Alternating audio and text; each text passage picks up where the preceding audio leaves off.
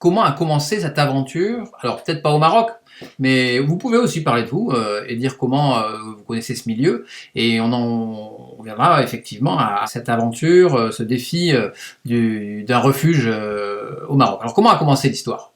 Eh bien, l'histoire a commencé. Moi, je suis arrivée au Maroc déjà il y a 14 ans. Donc, progressivement, je me suis aperçue de la misère animale au Maroc, puisque j'étais habituée à avoir des chiens à la maison, mais bon, c'était complètement différent. Donc, je me suis aperçue avoir la misère animale sur le Maroc. J'avais pour habitude de nourrir, parce que dans la Médina où nous avons le riad, il y a beaucoup de chats, là, et très peu de chiens. Donc j'ai commencé à nourrir les chats, à les stériliser, je dirais à titre personnel. Pendant le Covid, on s'est tous retrouvés bloqués chez nous, pas d'activité, tout ça. Bon, j'avais la chance d'habiter sur un golf. Et là, on s'est aperçu avec d'autres habitants de la résidence que les chiens, il n'y avait plus de poubelle, il n'y avait plus rien. Donc, les chiens errants mouraient de faim. Donc, on a entrepris avec plusieurs personnes de les nourrir et même éventuellement de les adopter, puisque on a été plusieurs de la résidence à adopter des chiens qui étaient sur le golf, y compris moi, puisque maintenant à la maison, j'ai un Beldie que j'ai récupéré. Alors les Beldies, ce sont les bâtards finalement marocains. C'est mignon, on les appelle les Beldies, voilà. Donc c'est arrivé un petit peu comme ça. Donc au début, on a continué à nourrir, à essayer de sauver tout ça, mais il nous fallait un refuge, parce que sans refuge, c'est compliqué. Bon, déjà, quand on soigne, il y en a qu'on est obligé de laisser en soins chez un vétérinaire. C'est un coût important. Si on le récupère, on le remet à la rue, le lendemain, on ne lui retrouve pas forcément pour lui donner les médicaments. Donc, on a une période assez longue pour trouver, parce que c'est très difficile. Les propriétaires souvent ne veulent pas louer pour des refuges, parce que ça fait du bruit, ça fait ci, et puis il faut dire que le chien n'est pas tellement aimé au Maroc. Il y a un problème avec le musulman avec le chien, donc c'est très très compliqué. Et donc là, cette année, au mois de juin, on a eu la chance finalement de trouver enfin un terrain avec une petite maison, et de pouvoir justement concrétiser notre souhait de refuge. Alors on va y venir sur ce refuge, mais je voulais revenir un peu sur le début de cette aventure. C'était quand même un sacré investissement. Ex nihilo comme ça, de se rendre compte de la misère animale, c'est une chose, mais ensuite de s'investir de cette manière-là, y compris avec d'autres personnes, c'était surtout dans un pays où peut-être qu'effectivement il peut y avoir des réticences. C'était quand même Vous aviez vous déjà un rapport avec les animaux qui était proche, mais c'est un sacré défi quand même, surtout dans un pays qui n'est pas le sien forcément, où on a peut-être peur de froisser. C'est très courageux. Disons que non, je dirais pas que c'est très courageux, parce que finalement, quand vous voyez la misère, on se dit obligatoirement, il faut faire quelque chose. Et c'est vrai que, par contre, ce qu'on n'a toujours pas réussi, c'est qu'on est toujours que pour le moment association française. On aimerait bien être aussi association marocaine, mais pour être association marocaine, il faut que tous les principaux postes de l'association soient tenus par des Marocains. Et c'est vrai qu'on n'a pas toujours la même vision du refuge, tout ça. Et c'est pour ça que, pour le moment, on est toujours limité à l'association française. D'accord. Mais on ne désespère pas quand même, parce que le but, ce serait aussi de faire une filiale ou d'avoir notre association marocaine. Mais franchement, je pense que c'est pas. Enfin, moi, je le prends pas comme une question de courage, parce que je veux dire, on est tellement confronté à la misère que on peut pas fermer les yeux. Et ces chiens, ils viennent d'où? Puisque le rapport au chien est un peu difficile. Tous ces chiens, ils viennent d'où? Ce sont des chiens abandonnés, des chiens sauvages? Qu'est-ce que... Alors, ce sont des chiens sauvages, donc vraiment le Belty qui, lui, n'est pas stérilisé, n'est pas vacciné, n'est rien du tout, donc se reproduit très rapidement. Qui est ce chien donc qui vit dans les rues, donc même dans le centre-ville. Il est confronté au passage de la fourrière, donc parce que obligatoirement, au bout d'un moment, il y en a tellement que obligatoirement il y a le passage de la fourrière et il y a également des ramassages plus importants au moment d'activités, je dirais, comme par exemple, là on nous parle Coupe du Monde, ou quand il y a Festival du film, ou des choses comme ça. Donc là, l'activité fourrière bat son plein, parce que bon, c'est vrai que ça fait un peu désordre de laisser tous ces chiens dans la rue. Donc là, et on a de plus en plus aussi maintenant, c'est d'abandon de chiens de race. Parce que finalement, les Marocains ont adopté des petits chiots. Genre, pendant Covid, c'était la furie du husky. Tous les Marocains voulaient leur petit husky. Le problème, c'est que maintenant, on les récupère dans la rue parce qu'ils ont grandi. Ils sont malades, oui, comme tous certains chiens, des choses comme ça. Donc là, on les récupère dans la rue. Et bon, la plupart aussi, des fois, n'ont pas été stérilisés. Et on les récupère mélangés également maintenant avec des Belty. Donc le pur race a tendance à passer à une race, une demi-race finalement. D'accord. Et vous les récupérez donc, on revient au refuge. Tout à l'heure, vous nous avez dit donc vous avez trouvé un terrain avec aussi une petite maison. Alors comment ça s'organise aujourd'hui? Comment ça se structure ce refuge où vous récupérez justement ces animaux? Alors les animaux, on les récupère souvent, on nous les signale.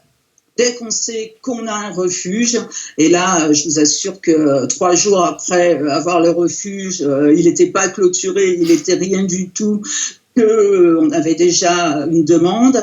La semaine dernière, par exemple, sur la semaine, on a eu 17 demandes de sauvetage.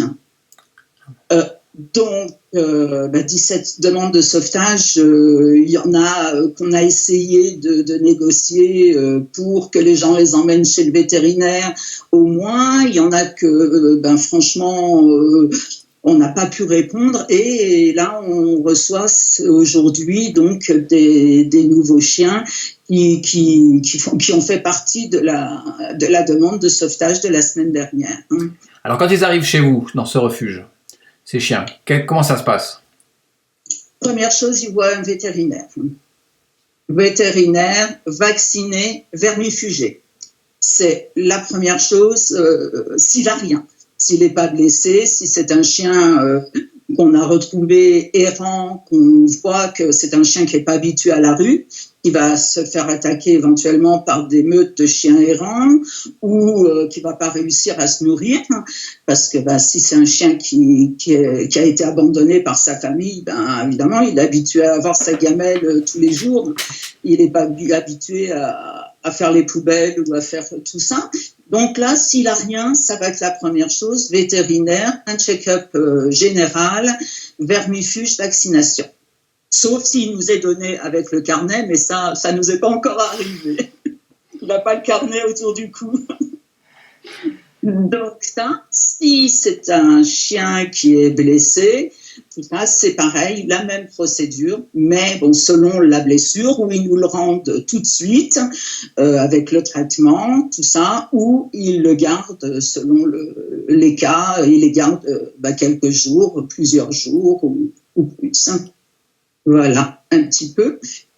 Donc, le problème que l'on a, c'est que dès que les nouveaux chiens arrivent au refuge, nous sommes obligés de les mettre un petit peu, je dirais, en quarantaine pour ne pas essayer de sauver un chien et sacrifier tous les autres, parce que finalement, il y a des maladies qui peuvent se déclarer quelques jours plus tard. Donc, ils passent tous par la quarantaine. Et c'est un petit peu le gros problème que l'on a actuellement. C'est qu'on avait un terrain donc d'1 hectare, mais il n'y avait rien dessus à part cette petite maison. De cette petite maison, c'est vrai que chaque pièce a fait des pièces. On a fait des pièces de quarantaine tout partout, mais on a créé quelques enclos. Mais le but, c'est finalement aussi de créer des enclos au fur et à mesure un petit peu de nos rentrées d'argent, puisque comme vous le dites, c'est également un gros investissement. De clôturer un terrain d'1 hectare pour pas que les chiens s'échappent, pour pas qu'il y ait de problème. Donc, ils sont très agiles et un mur de 2 mètres ne leur fait pas peur. Donc, c'est vraiment... après aussi, justement, de faire des enclos selon leur maladie, des enclos de quarantaine. Des mamans aussi qu'on récupère avec des bébés, on ne peut pas les mettre non plus avec des chiens qui arrivent de la rue sans tout ça. Donc, c'est une gestion un peu compliquée. Combien de chiens aujourd'hui, à peu près? Là, actuellement, samedi, on en avait 59. Ah oui. Voilà. Et ensuite, ces chiens sont destinés à l'adoption ou Alors, selon les chiens, si on a des chiens, oui, qu'on essaye de faire adopter. On a des chiens qui sont blessés, handicapés, tout ça. Donc, eux, on a très, très peu d'espoir pour eux. Donc, on sait qu'on va certainement les garder à vie. Donc, là, on essaye, si possible, c'est de trouver des parrains ou des marraines qui vont plus ou moins un petit peu quand même subvenir un petit peu au moins aux besoins de nourriture. Ensuite, on fait selon, mais c'est vrai qu'on a très très peu de demandes d'adoption, puisque finalement on peut faire adopter dans l'immédiat que les chiens sur le Maroc. Si nous les faisons adopter en Europe, nous sommes obligés de passer par la sérologie. Et c'est une procédure qui est vraiment longue, qui met à peu près entre presque 6 mois. Donc c'est vrai que les personnes qui adoptent d'un petit chiot qu'ils ont vu à la naissance, ils le récupèrent à 6 mois. C'est pas évident pour l'adoptant. Bon, nous, le but, c'est vrai que là, on a des chiens qui vont partir pour l'Europe. On va progressivement les sociabiliser. On va leur apprendre, déjà on va s'occuper d'eux au niveau de la sérologie, donc c'est-à-dire on va les pucer, ils vont avoir la sérologie, ils vont avoir leur carnet de vaccination internationale, on va déjà s'occuper de tout ça. Et en plus, on va les sociabiliser, c'est-à-dire qu'on va les habituer vraiment à l'être humain, on va les promener en laisse, on va les habituer à être propres, on va des choses comme ça, comme ça, finalement, l'adoptant ne récupère pas, je dirais, un chiot junior de 6 mois sans aucune sociabilisation. Et là, pratiquement, c'est voué à l'échec. Parce que c'est déjà très compliqué de bien éduquer un chiot. À 6 mois, c'est encore plus compliqué. Toute cette organisation, comme vous le disiez tout à l'heure, ça nécessite quand même quelques moyens. Comment vous arrivez aujourd'hui à pouvoir financer tout simplement ceci, parce que j'imagine qu'il y a aussi besoin de personnel, de gens. Comment aujourd'hui votre association fonctionne? Eh bien, écoutez, actuellement, nous avons une 20aine de chiens justement qui est parrainée. Donc, on demande pour les chiens, disons, en bonne santé, une 30aine d'euros par chien. Bon, après, des fois, on a un chien qui a 2 ou 3 parrains, finalement. C'est l'essentiel. Bon, voilà. On a une dizaine de donateurs réguliers qui, de temps en temps, vraiment selon nos besoins, vient à notre secours, voilà, nous fait un virement ou commande des croquettes ou paye le vétérinaire directement. Et puis, beaucoup, là, je suis donc cette association avec Laure, donc qui est une amie et qui est une amoureuse des animaux. puissance 1000, et c'est beaucoup nous qui sortons de notre poche pour le moment. On le savait, on en était consciente qu'il y aurait beaucoup de sacrifices à faire. Là, c'est vrai que c'était difficile tant qu'on n'avait pas le refuge. Maintenant qu'on a le refuge, on met en place. Là déjà, on va créer un site avec toutes les possibilités donc qu'il y a pour adopter, pour parrainer, pour nous faire des dons. Donc ça va déjà tout ça. Et on a également des amis un petit peu qui ont proposé de faire un repas par exemple, ou de faire des choses comme ça pour récupérer des dons. Voilà. Et puis c'est vrai que le fait aussi maintenant d'être sur le refuge, on a quelques bénévoles qui viennent sur place justement pour faire les câlins aux chiens, pour les promener, pour tout ça. Quels sont vos rapports avec les autorités en fait, pour qui vous exercez une mission aussi quand même de salubrité publique? Quelle est votre relation avec les autorités locales ici? Aucun. Bon, c'est clair. Voilà, ça va très vite. On a juste une bonne relation avec le directeur de la fourrière qui, justement, depuis qu'on a le refuge, puisqu'avant, hélas, on ne pouvait rien faire, mais depuis qu'on a le refuge, que quand il récupère des mamans avec des bébés, des choses comme ça, ou des très jeunes chiots, il nous appelle pour qu'on les récupère. Pour nous, c'est déjà bien parce que c'est vrai que c'est quand on nourrit un chien toute l'année et que le matin on y va et il n'y a plus parce que la fourrière l'a ramassé. Tant qu'on n'avait pas le refuge, on ne pouvait rien faire. Tandis que là, on peut agir et on a signé donc on l'a pas encore signé parce qu'il n'est pas encore venu visiter, mais dès qu'il va avoir un petit peu de temps, il va venir visiter. On va signer une convention donc avec lui mais déjà on entretient des bonnes relations avec lui et déjà ça. Mais c'est pareil, il nous faut des enclos parce que le chien qui a passé, même si c'est que quelques heures dans la fourrière, il faut obligatoirement qu'il soit qui passe une par le veto et de deux qui soit en quarantaine. Au Maroc, est-ce qu'il y a d'autres exemples de refuges qui se développent où vous êtes un cas un peu particulier, peut-être pas unique, mais est-ce qu'il y a d'autres refuges? Non, il y a d'autres refuges, il y en a quelques-uns sur Marrakech, il y en a un très très grand sur Agadir, il y en a un grand également sur Fès, donc non, il y en a plusieurs. Mais je dirais que tout le monde est un petit peu en galère, de place, parce que c'est un petit peu, on manque tous de place, et de moyens aussi, parce que déjà 50 chiens, c'est 2 sacs de croquettes par jour.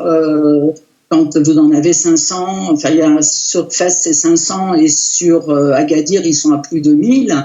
Il faut vraiment là des très très gros moyens finalement. Oui, d'autant qu'on a compris que ce n'est pas la préoccupation majeure des autorités. Absolument pas. Non, pas du tout. Et les autres animaux, si on peut en dire un mot, peut-être. Alors, vous, c'est spécifiquement des chiens que vous accueillez. Nous, on accueille vraiment les chiens.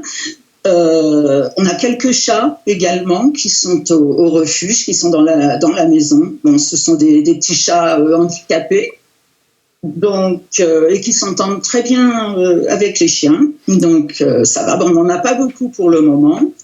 Et également, ça va faire partie des projets à venir, mais on aimerait bien s'occuper des mules et des ânes, qui est également un gros problème. D'accord. Parce que tant qu'ils peuvent travailler, ils travaillent dans des conditions littéralement horribles. Et dès qu'ils sont blessés ou dès qu'ils sont un peu âgés ou des trucs comme ça, on les retrouve sur le bord de la route. Et voilà. Et là, on peut... J'allais dire, là, c'est super compliqué. Il y a une association sur Marrakech qui, eux, ne s'occupent vraiment que des ânes. Donc, on collabore un petit peu avec eux. Quand on a des cas de signalés pour les ânes ou les mules, on leur demande. Et eux, quand ils ont des chiens, on échange. Voilà, pour le moment. Mais... Bon, on a dit beaucoup de choses déjà, Dominique, hein. C'est vraiment complet, c'est très bien, mais je vais me tourner vers Michel, parce qu'il y a souvent des questions, Michel, subsidiaires. Qu'est-ce qu'il voudrait poser comme question, Michel? Moi, quelle est la hauteur de l'investissement, en fait?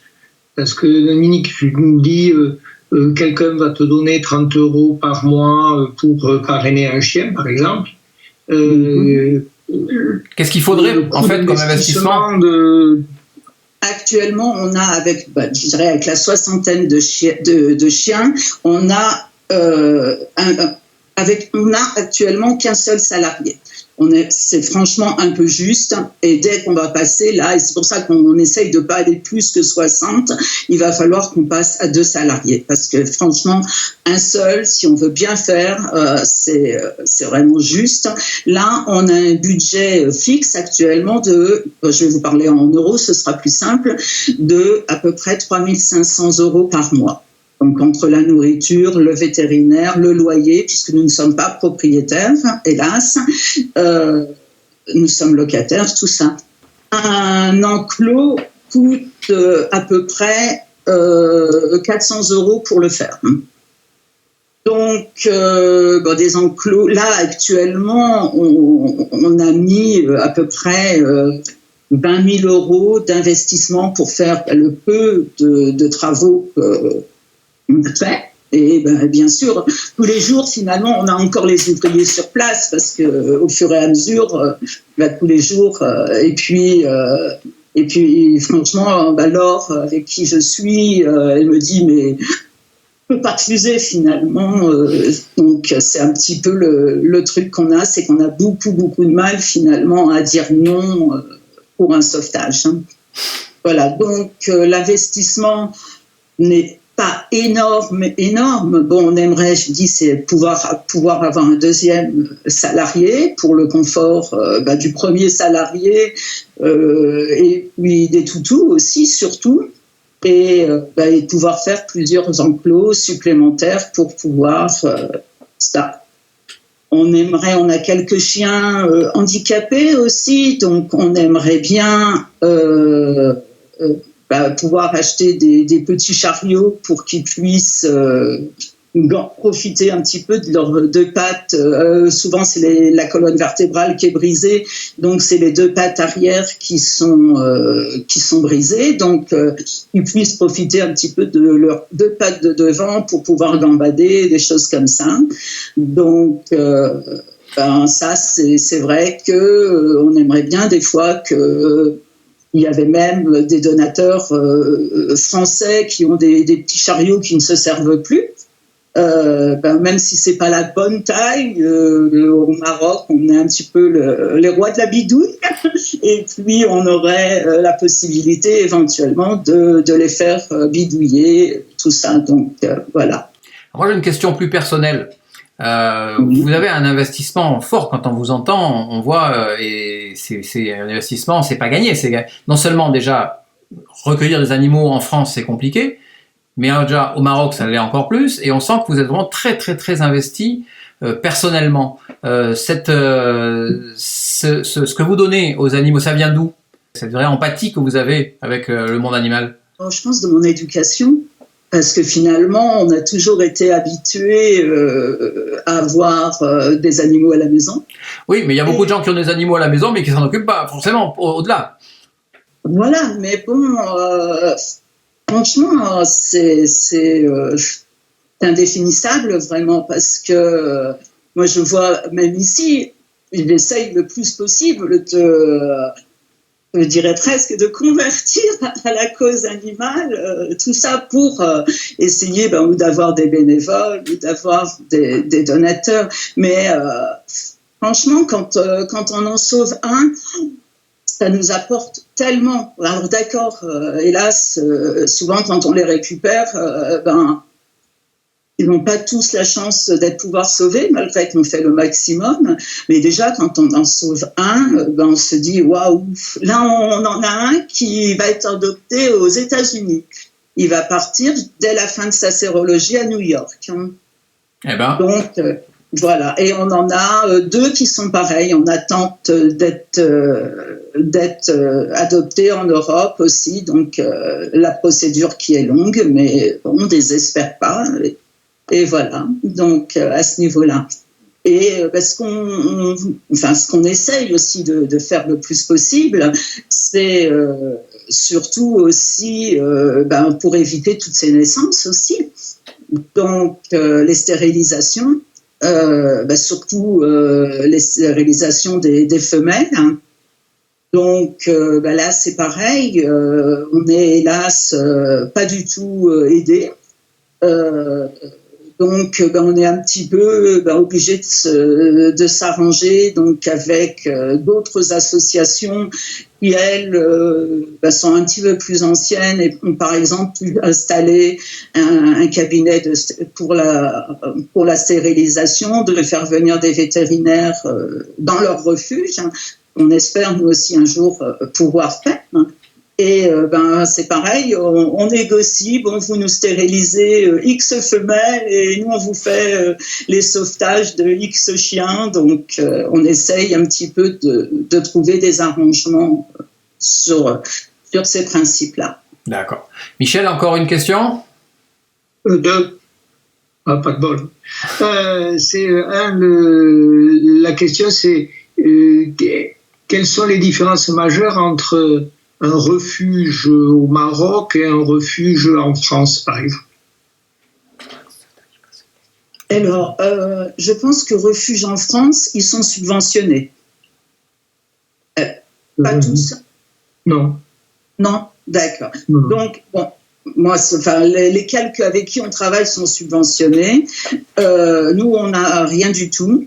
Et je pense que le français, l'Européen, même en général, a quand même plus d'empathie pour le chien que nous. J'ai une autre question, qui n'est pas une question, c'est au point de vue justement législatif, par exemple sur la stérilisation, alors là des chats, il y a quelqu'un qu'on a d'ailleurs interviewé avec Vanessa et Philippe, qui est la députée en charge auprès de l'Assemblée nationale, qui a fait passer une loi pour aider les maires à stériliser les chats, par exemple. Est-ce que des lois comme ça peuvent être envisageables au Maroc et est-ce qu'il y a des moyens de sensibiliser, je ne sais pas qui au Maroc sur ce sujet? Alors, le roi a fait voter ce genre de loi, mais ce n'est hélas pas appliqué. Très très peu de villes l'appliquent. Parce que finalement, ce sont les walis, donc qui est l'équivalent un petit peu du préfet, qui devrait faire appliquer tout ça.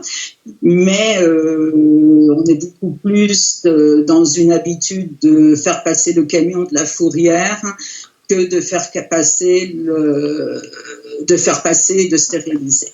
Donc là, hélas, oui, on aimerait bien, on essaye quand on peut sensibiliser des hauts placés à ce niveau-là. On aimerait bien que au lieu de gaspiller l'argent à acheter des camions à la fourrière, à les ramasser, à les empoisonner ou à les tuer ou n'importe quoi, que l'argent finalement nous soit distribué ou soit distribué à des vétérinaires qui feraient ça de façon gratuite, ou avec très peu, parce que finalement même les vétérinaires, malgré qu'on est association, on a une petite remise, mais pas beaucoup.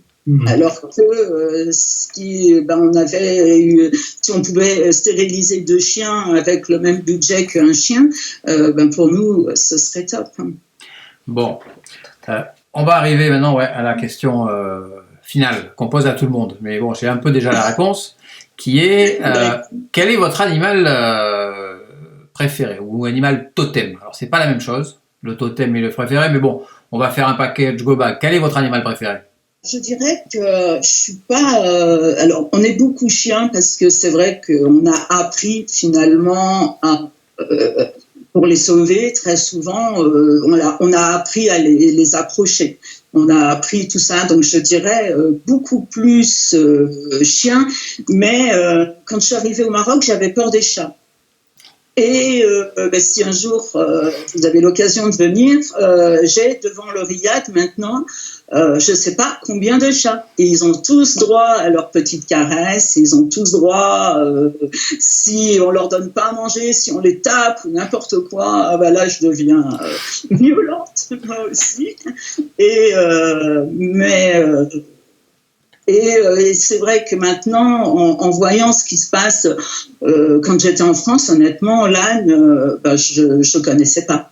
J'ai appris vraiment à connaître ici et je dirais que je pense que c'est lui qui a la vie la plus dure ici.